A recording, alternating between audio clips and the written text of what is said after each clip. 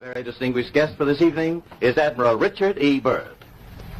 The North Pole used to be a no-man's land, but these are the days when, by buying a ticket on a commercial airliner, you can fly across the North Pole and drink a cocktail at the same time.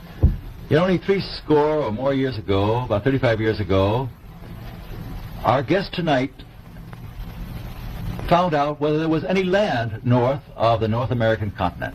He made that first discovery flight, and I must say that Admiral Byrd, our guest tonight, is not only our greatest living explorer, but he's been an inspiration to countless Americans. Admiral Byrd, you've been to both the North Pole and the South Pole. Is there any unexplored land left on this earth that might appeal to adventurous young Americans? Yes, there is. And not up around the North Pole, because it's getting crowded up there now, because they find out it's really usable, not only to live in, but militarily. But strangely enough, there's left in the world today an area as big as the United States that's never been seen by a human being. And that's beyond the pole, on the other side of the South Pole, from Middle America.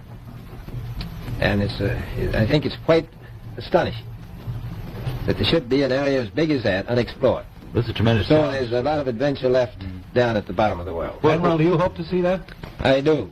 See, go. Well, Admiral Byrd, may I ask you, is there a great difference between the top of the world and the bottom of the world? There is. Now, the North Pole is the center of an ocean 10,000 feet deep. The South Pole, the center of a plateau, 10,000 feet high. The North Polar Sea is surrounded by continents slightly frozen. The Antarctic continent is surrounded by a belt of ice, frozen seas of at least 1,200 miles thick. Now, the South is a plateau. It gets, in some places, 14,000 feet up.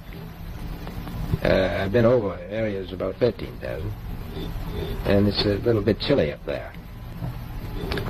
So there's that big difference between the top and bottom of the world. The North really isn't very cold up there on the Arctic Ocean.